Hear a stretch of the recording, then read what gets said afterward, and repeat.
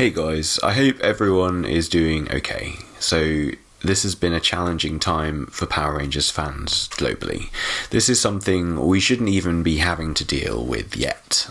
The death of Jason David Frank is seismic. For many, it's been devastating. It's completely unexpected. It's tragic, and it's much sooner than it ever should have been. Personally, it didn't feel right to me to continue posting my regular videos at the moment, of which one is already filmed, without acknowledging this huge change. It feels like practically everyone with a channel is rightfully posting these unmonetized reflections and thoughts on what this all means. It goes without saying, our thoughts are with Jason's family and friends at this awful time. But as fans, we're also in this weird state where many people have still been meeting Jason recently. Some were even expecting to see him at forthcoming event dates soon. It's just a very weird time. This was so sudden. People are kind of still dealing and processing it, and probably will be for some time yet. And as a Power Rangers fan with a stake in its continuance, the loss of JDF hits equally hard because it means the end of new live-action Tommy content. Up to his last appearance in the 25th anniversary special, Jason David Frank had managed to act on screen with cast members from, correct me if I'm wrong, 21 of the 25 seasons up to that point, and all 3 of the feature films. And if you go off Tommy and various Disney season teams as just their in-suit character people, he actually appeared with Rangers from the rest of those teams during the legendary battle. Also in the Dimensions in Danger episode, which he at the time described as Green Ranger approved, he morphed into 4 of his 5 Ranger powers. These are all records that no other Ranger can ever surpass, or even hope to. And despite appearing amongst an all-stars team of Rangers in that special, he still stood out because the show had established him as far back as in the 10th anniversary as the greatest of all time. From TJ saying he's legendary, to Haley calling him not the oldest, just the best, Tommy's legacy was fulfilled. In terms of the character, we know what he becomes, who he marries, who his child is, and even what the son becomes in Ranger Morphin Grid terms. I don't think any Ranger will ever receive such a rich tapestry of backstory. Tommy's destiny was fulfilled, and then some. And yet because we'd gotten so used to Tommy's sporadic reappearances, and the acknowledgement that he was such a figurehead in this universe, we're still left wanting more. As with any untimely death, we're left with all these loose threads of things that we want to neaten up somehow. It's a shame that we never got the gritty Green Ranger series JDF was spearheading. Yes, absolutely, that would have been icing on the cake. But it doesn't take away from his achievements. And I think of his final years, we'll lament eventually that he sort of got to channel a lot of that energy and the tone, I expect, into his Legend of the White Dragon film, which wasn't even something I was interested in. I wanted to keep Tommy and JDF separate. For too long, they've kind of seemed inseparable. But this whole thing has made me realise how much I liked JDF specifically and appreciated what he's done and been doing for the brand. He was invested, and he gave this franchise more than half of his life. From martial arts to conventions, JDF curated and crafted an atmosphere that both elevated his aura and gave value to everyone around him. He knew he couldn't have been elevated without the fans having built him up in the first place. They're the reason why he was brought back onto the show in late season 1, in what at the time was Power Rangers' first real divergence from the main Sentai storyline footage that had come from Japan. They had to pay Japan to film new footage that put the Green Ranger back in. He'd been killed off over there back on the original show. That was probably the first ricochet effect of JDF. I can see some people who are now saying this is going to make it impossible to rewatch his episodes, of which he's in a lot, because they're just too hurt by this. We've had this before with Tui Trang, who was taken far before she should have been as well. but her on-screen appearances live on. The work that she did back then so well is still there now behind that doorway to the past, and that can still be enjoyed just with an occasional bittersweet reminder. JDF feels raw right now because we literally had him on Power Rangers for the previous anniversary. We're going to be getting his own movie project, and he was probably the most consistent social media user of the franchise. So it's been much easier for this guy from our childhoods to continue to participate into our modern lives. I think it's also so affecting because he was the one who always returned. We've never gone more than 9 seasons of the show without Tommy making an appearance. And now we're all dealing with the fact that Dimensions in Danger is the end of the road for him in terms of new on-screen appearances where you can actually see Tommy unmorphed. I'm sure the franchise has enough JDF ADR to make it seem like he's there in one of the suits for a fight scene, but I don't personally think they'll go that way. They're done tastefully enough as perhaps like a final battle send-off, maybe up on like a mountain cliff top. You'd understand it. I'm very curious to see how they lean into SPD now.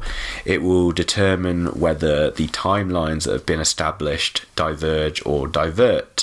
What I mean is Soul of the Dragon the true end of the character of Tommy?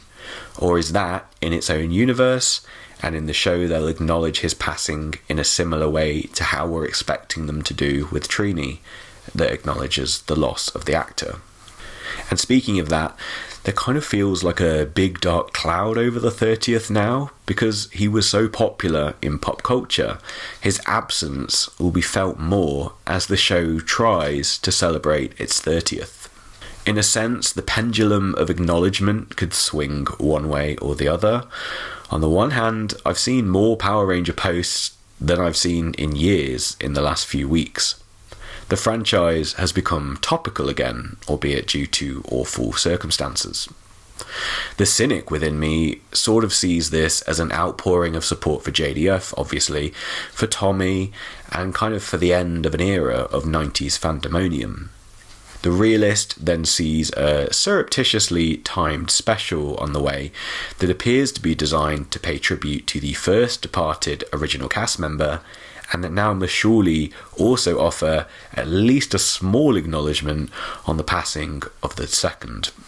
As a brand, this makes for such strangely synchronous happenings.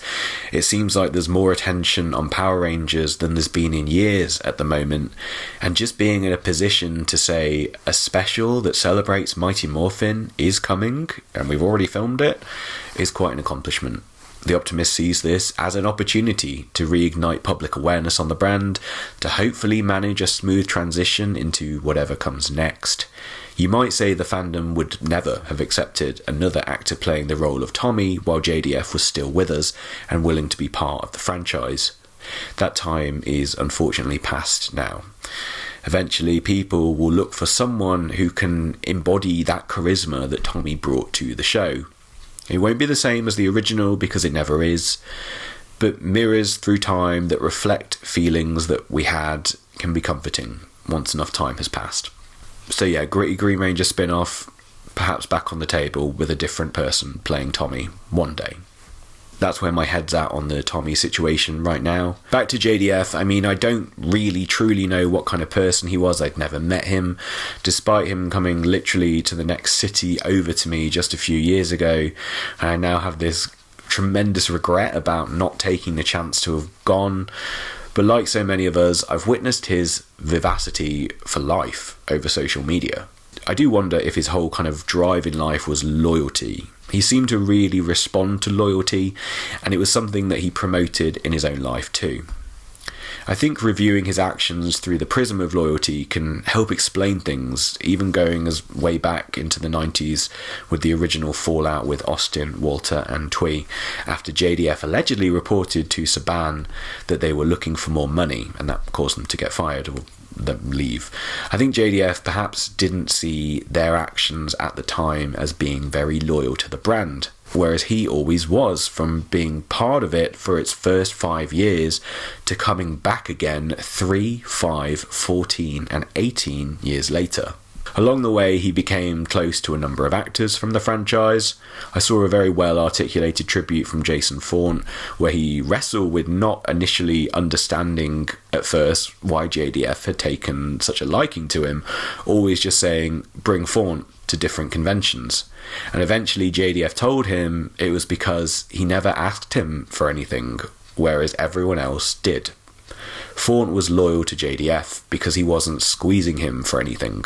So they became brothers in a way, which was always nice to see as a fan. And I hope Faunt's promise to keep things going in JDF's absence will see him try and step into that sort of focal role and continue to exhibit some of JDF's values. And that's not fair to expect someone to be able to take that role. I don't think there's one singular actor now who will be able to become that face of the brand again, which you could argue is all well and good for an ensemble show like this with literally hundreds of actors on it. I'm not sure anyone can control a crowd or be as much of a charismatic showman as JDF, but the way he could be counted on to be on for countless fans, to stay and play until everyone had got seen, to grow conventions, to support comic book and toy shops, it's all good stuff. It's all things that the Power Rangers actor universe should strive to continue. JDF lived and breathed the brand. He made himself available to Hasbro that first year they became the rights holders, and was pictured alongside the Beast Morphers cast at events. It seems like Hasbro weren't interested in using Tommy in live action right now, which couldn't have been nice for JDF in the run-up to the 30th. And then to have possibly seen all the announcements out of New Zealand that 2/3 of the Mighty Morphin cast were coming back without him, I hope he was at least offered something to do in that.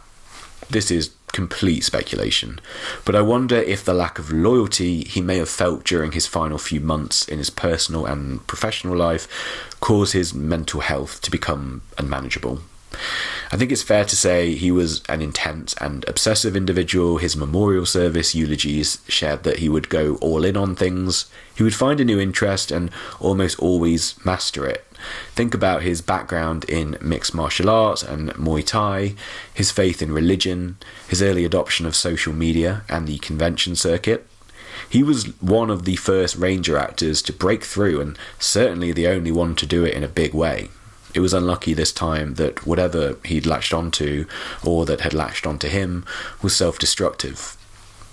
It seems like he was so good at living in the moment. That's where he flourished. He wasn't trying to outsmart people or play several steps ahead. To the outsider's perspective, it seems like he always did what he thought he had to.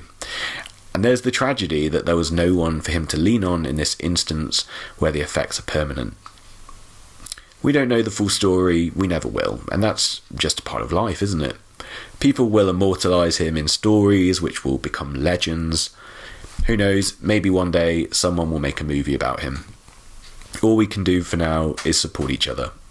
JDF was always there to show discipline and to explain the lesson, and he can't do that anymore, so we're going to have to try and continue it for him.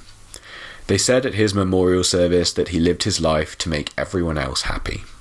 That's a really nice sentiment, a kind of convergence of his character, both on and off screen. And what a fitting way that we, as longtime fans, can reframe our understanding of one of our childhood idols. So everyone, gone but never forgotten, Jason David Frank.